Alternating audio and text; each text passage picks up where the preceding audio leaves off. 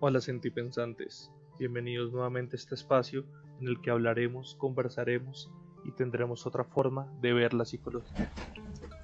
Sentipensantes, ¿cómo están? Bienvenidos a un nuevo video. El día de hoy queremos darle continuidad a esta pequeña serie que iniciamos con el tema de psicología y música y vamos a empezar a orientar y a enfocarnos en la siguiente línea que queremos darle, y es el abordaje de las subculturas o las contraculturas, ¿cierto? Y vamos a iniciar por el hip hop, esa cultura urbana con inicios hace ya algún tiempo en el Bronx, en Estados Unidos. Ya hablaremos de eso, pero es por donde vamos a orientar hoy el tema, el hip hop, Rafa. Bueno, si no han visto nuestro video anterior y de por qué vamos a hablar de esto, que también se los contamos en un video que se llama Psicología y Música, aquí les dejaremos el enlace para que lo vean. Pues en ese video hablamos un poquito de por qué la música es importante para la psicología, qué pasa en nuestro cerebro con la música, qué pasa con nuestros sentimientos, nuestras percepciones, pero en este momento no solo nos queremos quedar con eso, sino meternos con otra palabrita que estoy seguro que han escuchado mucho en nuestros videos, que es la palabra identidad. Y es cómo esta música, que no solamente es un género, sino constituye una subcultura o una contracultura, se vuelve esencial para esa construcción identitaria por la que todos hemos pasado en algún momento de nuestra vida. Entonces, no queda nada más sino ponerse cómodos, pero antes, suscribirse, darle like a nuestro video, compartirlo, obviamente, por favor, para que nos sigan conociendo y sigamos creciendo en este gran apoyo que nos han venido dando todos ustedes. Activen esa campanita para que les avise cuando subimos contenido, que lo vamos a estar haciendo regularmente los viernes. Y empezamos con el hip hop. Bueno, para empezar a hablar del hip hop, entonces, vamos a empezar a hablar de la historia. ¿Listo? En esto Juanca es mucho más instruido que yo, aparte porque le encanta. Entonces, quiero que Juanca nos cuente un poquito, ¿sí? Yo parto aquí de la idea que sé que nace en Estados Unidos, sé que tiene una ascendencia africana, ¿sí? Que nace en un sitio marginal, que es el Bronx, particularmente, y que nace como una voz, digamos que un poquito de protesta, un poquito de rebelión, que eso define también lo que es una contracultura, ¿sí? Que está en contra de eso que es llamado lo hegemónico, y que es una forma de los jóvenes de empezar a hacerse notar o hacerse sentir respecto a esas realidades que empezaban a vivir en Estados Unidos en esta época. De acuerdo, y justamente así es como empieza todo. Nace en la década de los 70, básicamente en la costura del hip hop, como se conoce, porque era muy underground. Pero entonces, en el transcurso de la década y encaminado hacia los 80s, justamente como lo mencionabas, en el Bronx y en Harlem, las culturas afroamericanas e incluso las latinoamericanas que emigraban hacia allá, hacia esa zona de Nueva York, empezaron a encontrar en este contexto una dinámica propia para expresar su inconformismo social en un momento histórico en el que había una represión de raza, ¿cierto? Y si vamos a la historia de los Estados Unidos en esta época es donde empezamos a ver mucho más la discriminación racial. Entonces esto fue una forma de ellos encontrar a través de líricas muy fluidas en ese contexto de luchas sociales y de clases, una forma de expresarse. Y una forma de expresarse a través de los componentes y los elementos que hacen parte de la cultura hip hop, porque empezamos aquí a identificar con claridad que la cultura como tal es el hip hop, y aquí es donde muchas veces mucha gente se equivoca en poner al mismo nivel el hip hop y el rap. El rap es la música que hace parte de la cultura hip hop, la música a través de la cual los MCs, ¿cierto?, se expresaban con sus líricas, los breakers se expresaban con su danza y los grafiteros se expresaban con sus murales o con su construcción a partir de las latas de pintura. Entonces aquí empezamos a ver lo que es la cultura como tal. Luego empieza a trascender hacia los 80s y empieza cada vez a darse a conocer mucho más a través de las diferentes formas que encontraban ellos de expresar la cultura o de expresar cada cosa que iban queriendo manifestar hacia la sociedad. Y empieza, por ejemplo, en esa época a ser muy común y muy útil para ellos las cintas de cassette y empezar a grabar sus temáticas y sus líricas y sus necesidades y sus expresiones a través de estas cintas que empezaban a circular en la sociedad. Y así fue como empezó a generarse socialmente el conocimiento del hip hop como cultura y de sus manifestaciones en torno a esto. Y aquí entran temas importantes como por ejemplo el tema de la vestimenta. Hay dos versiones del por qué está la vestimenta que se tiene en el hip hop. La primera dice que de estas clases de personas afroamericanas que ingresaban a la cárcel se les daba una única talla de overol, ese naranja que conocemos, que es la XXL, y por ende eran esos anchos. Y al salir de la cárcel mantenían eso como una forma de manifestar también esa inconformidad. Pero además, como estamos hablando de zonas marginales y de escasez de recursos, entonces era una herencia que se le daba muchas veces a los jóvenes la ropa de los mayores, por ende, por eso quedaba tan ancha. Y claramente las botas, que hacen parte del reconocimiento del trabajador. Entonces aquí empezamos a ver el significado de cada uno de los aspectos del hip hop que cada vez se fueron tergiversando más y más. Ahora mira que con esto que me cuentas de la historia empiezan a pasar cosas muy importantes que son básicas para poder entender cada vez que hablemos de cualquier contracultura que haya aparecido. ¿Sí? Hay un componente artístico, que en este caso no es solo la música, ¿sí?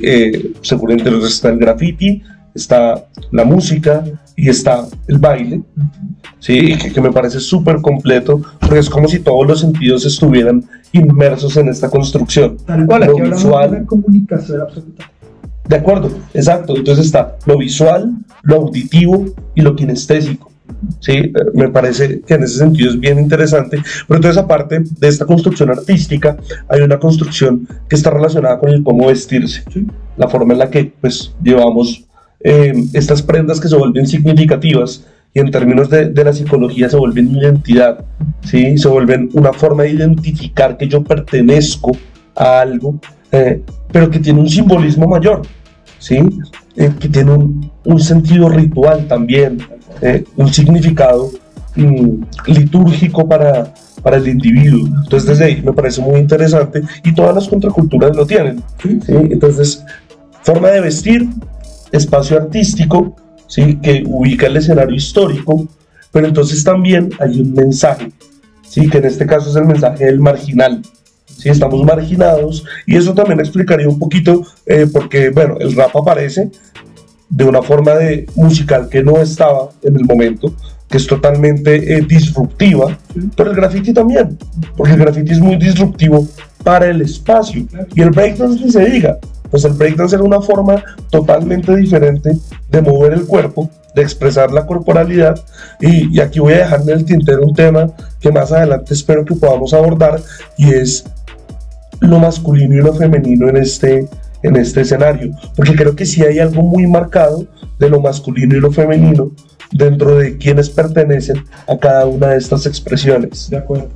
Aquí cuando entonces empezamos a abordar el tema de la identidad, empezamos a reconocer cómo hay una transición generacional en cuanto al cómo se va generando la identidad dentro de la cultura y cómo se fue perfeccionando, digámoslo así de esa manera, en el transcurso de esa década inicial, lo que correspondía a ser parte de la cultura hip hop y al reconocimiento de estas manifestaciones en torno a los componentes, como ya los hablábamos, para expresarme dentro de una sociedad que de pronto empezó a ser poco receptiva por las mismas formas de identificar a una persona que pertenecía a esta cultura y porque se empezó a encasillar justamente a cierto tipo de población dentro de la cultura únicamente.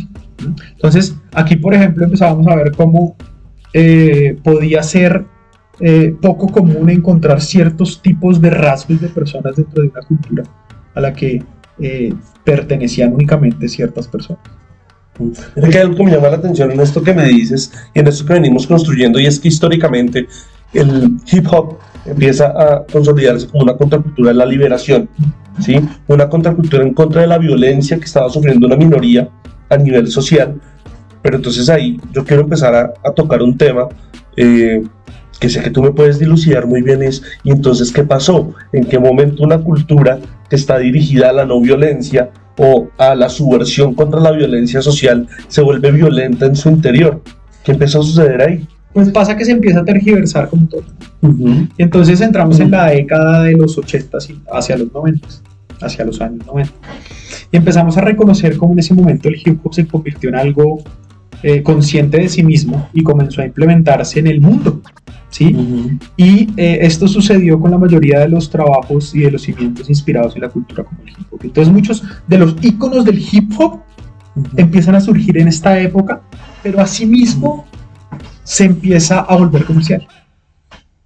Se empieza a volver comercial. Y al volverse comercial, empieza a ingresar a la cultura algo que tiende a afectar casi que todo, y es el rey dinero. Ok. Y entonces, muchos de los íconos de esta cultura empiezan a encontrar en esto una forma también de solventar sus necesidades económicas. Y aquí entonces entramos a la edad de oro de la cultura hip hop, y es el reconocimiento de la posibilidad de vender discos por más de 500,000 copias vendidas, que es cuando se entregan los discos de oro. Y justamente empiezan a conocerse desde ahí las joyas de oro y a convertir a la comunidad hip hop como un símbolo de estatus social. Y se empieza a tergiversar. Ya empezamos a ver cómo la cultura y aquello que tenía adjudicado algo como una dinámica de protesta social se vuelve una forma de manifestación de estatus. Ok, y tú me corregirás porque también se me ocurre algo, y no sé si sea el caso también del hip hop, y es, claro, como no solamente es un solo espacio marginal, sino esto empieza obviamente a expandirse, ¿sí? A veces pasa en las culturas que se genera un territorio que es sagrado, ¿sí? Entonces yo construyo este territorio, este espacio, que es mi espacio donde me siento bien, donde no me siento vulnerado y donde no permito que alguien llegue. Sí, no sé si pueden encontrar en la historia del hip hop. Pues hombre, particularmente aquí es donde empieza a surgir la etapa del gangster rap. Ok. ¿Qué quiere decir esa vuelta?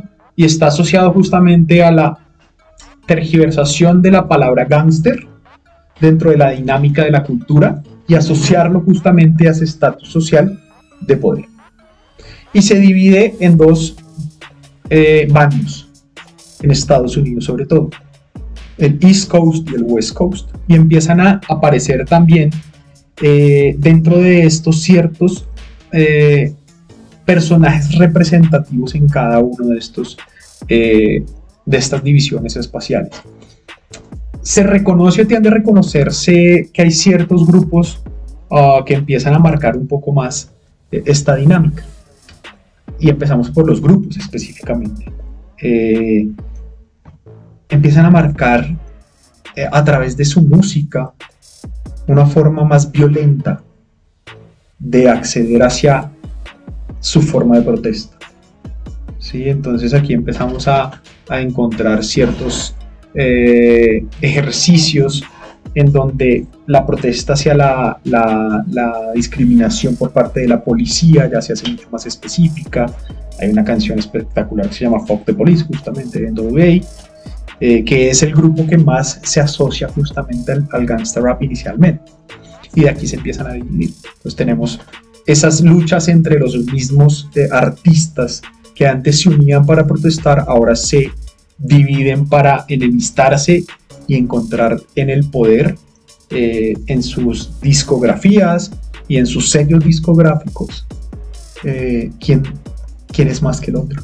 Mira que es curioso eso que me dices, porque mencionaba ahorita esto de lo masculino y lo femenino, y esto que tú me traes de una me conecta con esa idea del poder, un poquito desde el machismo, ¿sí? Del tener, del ostentar, del destruir al otro, de lo agresivo, de lo violento, sí, que son dinámicas pues que históricamente han estado marcadas en el machismo.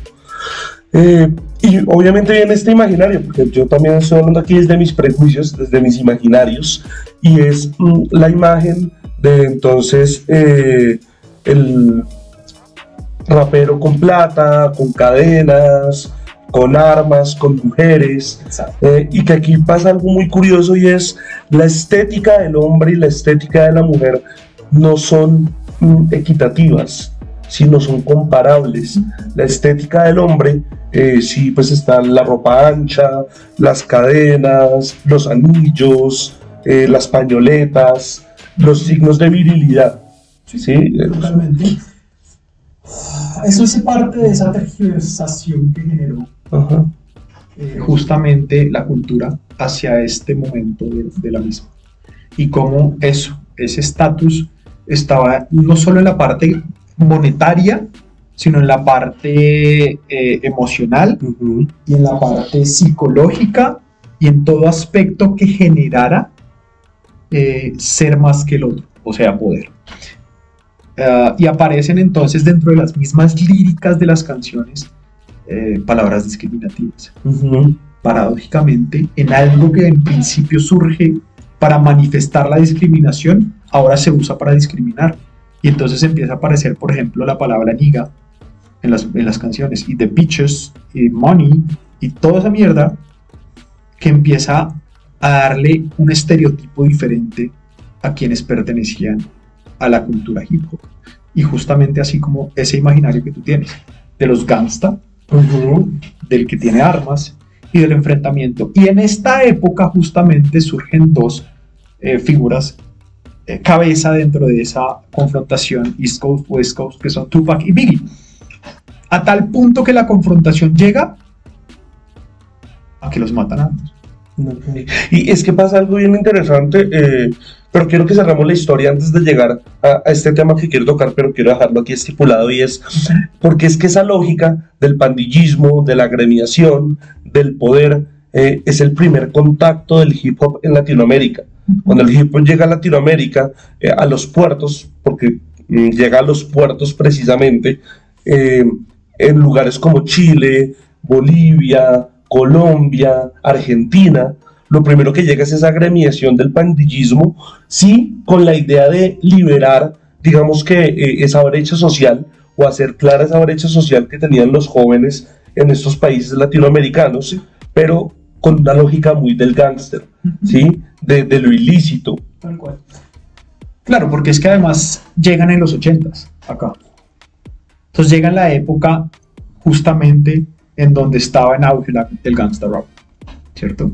Por ende, se asocia el hip hop a la calle únicamente, pero no a la calle porque son personas marginales o marginadas mejor que usan esto como forma de protesta, sino porque hace parte de ese tipo de personas. ¿Se me entiende la diferencia? De las personas de la calle, punto. Ok. Y así empieza a crecer la cultura en Latinoamérica. Claro, eso puede explicar por qué, digamos, en nuestro contexto que es Colombia, si miramos las diferentes ciudades donde tuvo más auge el hip hop, específicamente el rap, llamémoslo así, son Bogotá, Cali, Medellín, Medellín en las comunas. Aquí, y si tú, mira, la etnia tiene una canción en donde menciona todos los barrios marginales de las tres ciudades, justamente haciendo referencia a esto. Ahora, hago referencia a la etnia como uno de los pioneros dentro de este contexto colombiano de la música. Y habla justamente de Bogotá, Las Cruces, San Fernando, bla, bla, bla, bla, no sé qué, en Medellín las comunas, en Cali, bueno, todo lo que corresponde a las mismas zonas marginales de las ciudades, en donde, para quienes de pronto no conocen un poco la dinámica social en Colombia, está estratificada, ¿sí? De estratos bajos a estratos altos. Entonces, esta música hacía parte del estrato bajo. Ok, creo que con eso podemos hacer un buen abrebocas de la historia del hip hop. Total. Listo, bien. Bien, pues ya teniendo claro este pedazo de la historia, empezamos a irnos para el lado que nos interesa de la psicología. ¿Listo? ¿Qué pasa entonces con los procesos identitarios? Porque pues no podemos, digamos que negar que si bien esta contracultura coge mucho peso en los barrios marginales, no solamente es o se identifican con ellos los barrios marginales, sino hablando de estratos o diferencias sociales, en todos los contextos sociales hay adeptos a esta contracultura, que están muy cerca de esta idea del inconformismo, contra lo hegemónico, contra lo establecido. En parte sí, en parte porque también la misma se vuelve comercial. Y empiezan a llegar a las zonas comerciales, por ejemplo, estas dinámicas asociadas solo a la música, y empiezan a aparecer entonces artistas que al volverse más comerciales y al empezar a generar cambios en sus letras, llegan a otro tipo de público. Lo que pasa es que aquí es donde viene también la importancia de que ese público conozca la cultura como tal. Entonces sí, hay muchos que de pronto sí se reconocen desde la identidad de la cultura como base, ¿sí? Como manifestación, como inconformidad, como protesta, ¿sí? Hay otros que únicamente se quedan con la parte que venden, ¿sí? Con los discos que venden y conocen muchas de las culturas, y se va tergiversando al punto que la tenemos el día de hoy. Tanto que, por ejemplo, el día de hoy se ha perdido el tema de los anchos, mucho. Ahora tú ves mucho de la cultura de skinny, y se va hacia el trap, que para mí no es para mí. Yo que soy de la vieja escuela, que creo, pues no que hago parte de la vieja escuela, pero sí que creo más en la dinámica de la vieja escuela, porque yo soy de los 80s en nacimiento, pero ya empiezo a ser consciente de eso en los 90s. Sí. Claro, porque eso te iba a decir, ahora la identificación, porque mira que esa idea del gangsta se mantiene, y es la que ha evolucionado con los diferentes llamados géneros urbanos. Pero ha evolucionado mal, porque entonces pasamos de las cadenas y esto, bueno, de las armas y el gangsta real, a los dientes y todas las maricadas. Sí, por supuesto, pero en otro tipo en diamantes, supuestamente. Mira que es el proceso de identificación. Entonces se mantiene ese proceso de identificación donde yo me empiezo a cuestionar algo, y es como una contracultura tan subversiva, ¿sí? Porque es totalmente subversiva contra lo hegemónico, ¿sí? Entonces son los afros luchando contra los blancos. Empieza también a replicar algunas formas de hegemonía, como es el machismo, ¿sí? Y aquí lo importante es lo simbólico, porque el que empieza a vincularse con este tipo de contraculturas, ¿sí? Digamos que en ese proceso de formación de la adolescencia, lo que se llama comúnmente la adolescencia o la juventud, más bien, empiezan a generarse muchas creencias alrededor de eso, y cosas que uno empieza a ver como, hey, ¿cómo así que tú te identificas como hip hopper, pero estás apoyando este tipo de cosas? ¿Sí? ¿Cómo así que tú eres hip hopper pero crees en las razas superiores? Porque uno los encuentra en la cotidianidad, ¿no? Y empieza uno a cuestionarse sobre estas construcciones identitarias, pero como psicólogos sabemos que las construcciones identitarias son polimorfas, ¿sí? Tienen muchas formas de constituirse, muchos significados, pero entonces, ¿qué pasa con ese significado propio de la contracultura de ir contra lo hegemónico? ¿Cómo podríamos empezar a dilucidarlo en esa metáfora de los negros contra los blancos, que creo que se mantiene? Negros contra blancos, ricos contra pobres. Es una dualidad que empieza a repetirse dentro de la contracultura, pero ¿qué pasa, por ejemplo, en el género? Uy, es que yo creo que el punto en el cual se ha tergiversado el género también ha llevado a que eso esté un poco tergiversado. Okay. Y que cualquiera diga que hace parte de, y simplemente haya perdido esa diferenciación. Sí se mantienen cosas, como por ejemplo, sí, el machismo. Sí. Pero también ha sido más común empezar a ver a mujeres como símbolo de la cultura. Eso iba y empezantes tienen que saber que, aunque estamos expresando nuestras opiniones, esto también tiene sus momentos de lectura y de profundización teórica, para también contar qué es lo que la psicología ha descubierto en esto. Y es que encontramos un fenómeno particular que nos lleva a hablar de esto, y es en algunos estudios que se hicieron en Latinoamérica, las mujeres que pertenecen, digamos que al hip hop, dentro del área del rap, no del breakdance o del graffiti, sino del área del rap, empiezan a tener un discurso, y es la masculinización de ellas. Abandonan su feminidad, abandonan su ser mujer, y empiezan a posicionarse también desde el poder, desde el yo tengo. Claro, porque es que yo siento que aquí entra en una lucha para poder entrar a un contexto cultural tan marcado por el machismo, que además socialmente es así. Exacto. Tengo que ser parte del mismo desde esa misma dinámica o desde esa misma postura como identidad para empoderarme y posicionarme frente a ellos, ¿sí? Y no, como debería ser, como mujer y desde lo que yo pueda aportar en el rol de mujer, cómo entro en una cultura a romper mitos y a romper creencias, a romper dinámicas propias de la misma, ¿sí? Y la impregno con dinámicas diferentes. Sí, porque, a ver, estamos hablando mucho más de que hombres y mujeres tengan un rol determinado, sino que históricamente tenemos que reconocer que a los hombres se les ve de una forma, a las mujeres de otra. Bueno, en este momento eso empieza a romperse, ¿sí? Empieza a romperse la idea de la mujer estética, bella, impoluta, y el hombre rudo, sí, eso empieza como a ya a difuminarse. Pero entonces digamos que es muy interesante empezar a ver cómo en estos estudios empiezan a analizar, sí, las letras de estas mujeres que empiezan a incursionar en el rap, como ellas mismas hablan de yo tengo los pantalones bien puestos como un hombre, o yo también tengo las pelotas, o todo ese tipo de metáforas, como teniendo que desconocer su esencia en algún momento para poder entrar. Claro, pero mira que sí hay unas que rompen el molde. De acuerdo. Lauryn Hill lo hizo, de alguna manera. Missy Elliott de pronto sí iba por esa misma línea. Y estoy mencionando de pronto más cercanas, que de pronto podemos conocer muchos más. Pero sí pasa, sí se puede hacer eso, sin necesidad de caer en esa dinámica. De acuerdo. Y aquí entramos en esa diferenciación, me voy a meter en un problema tenaz, del feminismo real. Lo que nosotros llamamos feminismo real, vale. No el extremista. Ok. Sí, es el posicionarse y empoderarse desde el rol femenino sin perder la feminidad. No quiero decir que únicamente una mujer es femenina por el estereotipo que se le da a Tutu, ¿sí? Sino en su construcción de feminidad. Y desde ahí hacer parte de un contexto como la cultura hip hop sin cambiar lo que soy.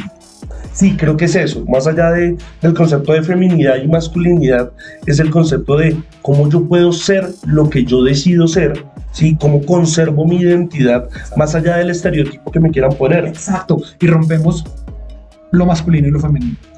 Ese es el punto, y entonces me encanta eso y quería llegar a ese punto porque resultó que en todo este ejercicio que he hecho de acercarme al hip hop y al freestyle que tú me has propuesto, que es lo que ha inspirado esta serie de videos que ustedes están viendo, empezamos a encontrar esos momentos donde deja de importar lo masculino y lo femenino. Sí.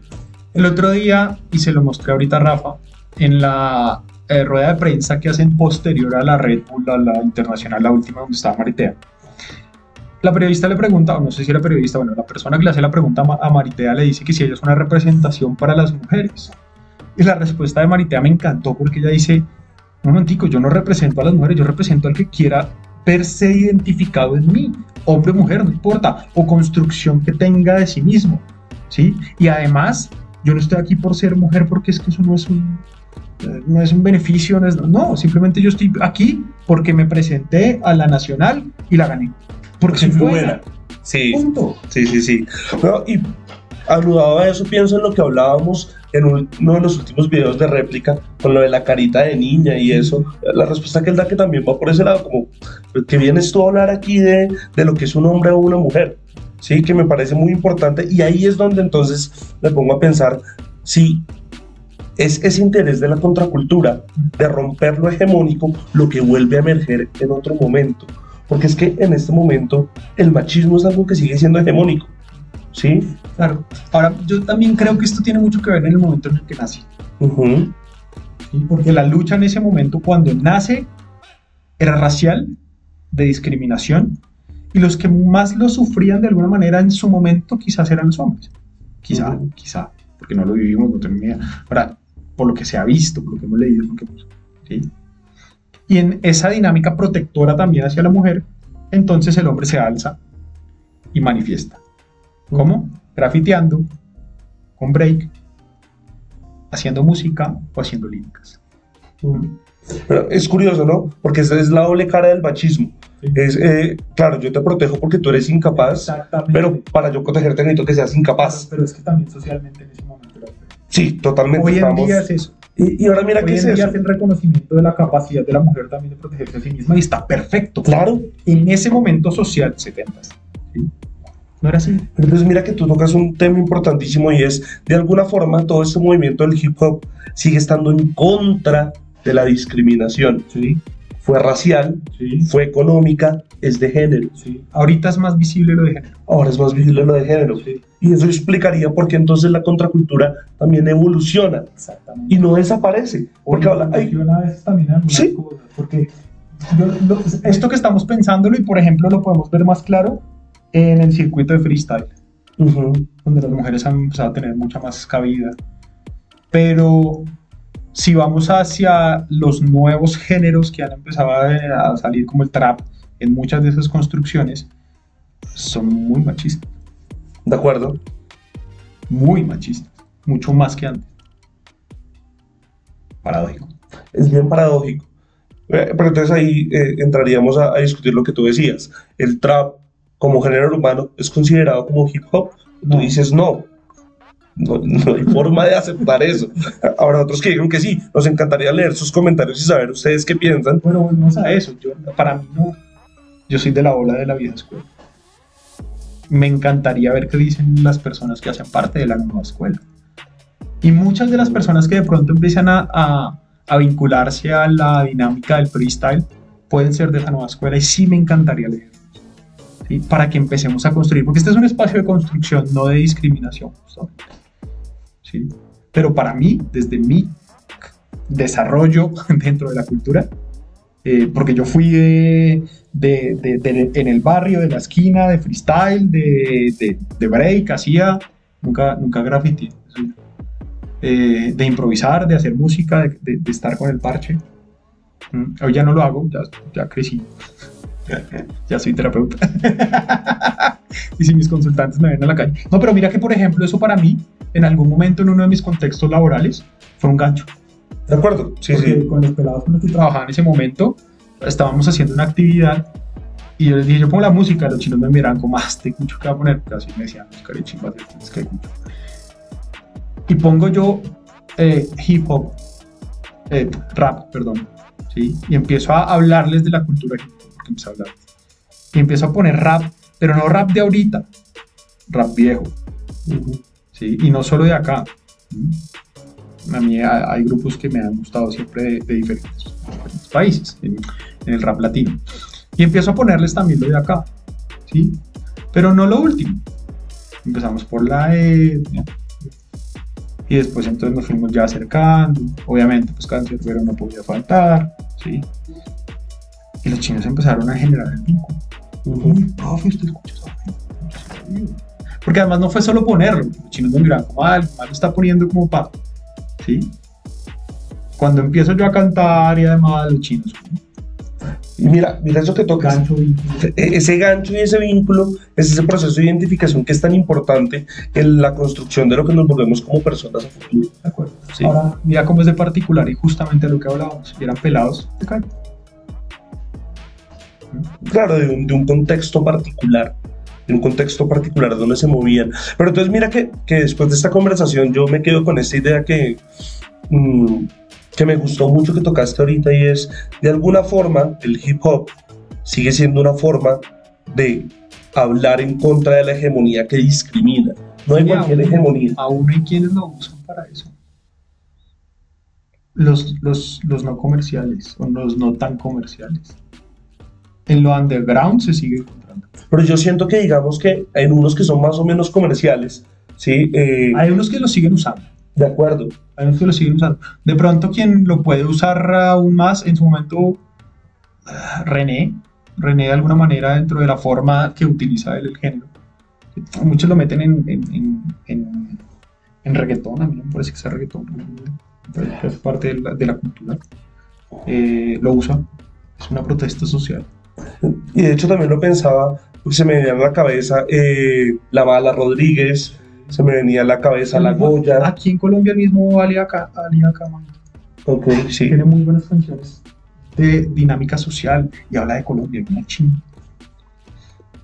Hablando de lo actual, Alcohólicos también lo hace de alguna manera. Sí. Entonces sí encontramos la posibilidad de que el hip hop, de alguna forma como contracultura, sobreviva. En Chile Tiro de Gracia lo hacía, Ok. o lo hace todavía, hace rato no escucho Tiro de Gracia. Hace rato. Sí, estoy en deuda. Sindicato en su momento en Argentina también. Ahora mira el nombre, Sindicato Argentino de Hip Hop. ¿Sí? Y puedo dar muchos ejemplos, ¿sabes? O sea, aquí nos podemos quedar hablando de eso. Ahora, si vamos a la base, en Estados Unidos ha cambiado también. ¿Sí? Y allá es donde más ha cambiado. Porque se dejaron de ver los Dr. Dre, los Snoop Dogg, los Tupac, los Biggie, para aparecer Drake y una mano de gente. Uno empieza a dudar muchos aspectos dentro de esa construcción de cultura. Perspectiva personal, aclaro. Pero digamos que me queda sonando eso, ¿no? Que no solo va a funcionar para cuando hablemos aquí de hip hop, sino de otras contraculturas. ¿En qué momento la contracultura empieza a difuminarse tanto que desaparece? ¿O que hace que perdure? Porque siento que entonces en Estados Unidos empiezan a pasar cosas que empiezan a disminuir, digamos que el interés de una contracultura tan fuerte en contra de la discriminación. El estereotipo sería. Pero en otros lugares se mantiene. No el gangsta, el posterior. Ok. Para mí, el gangsta termina la vieja escuela, digámoslo así, y cuando surge una dinámica diferente, yo siento que el gangsta rap tiene un punto de quiebre cuando matan a Biggie, que primero matan a Tupac y luego a Biggie, casi que 6 meses de diferencia, y todo el tema que surge a partir de quién mató a ellos dos. ¿Sí? Después se dice que fue Suge Knight, que para mí es la versión que más sentido tiene.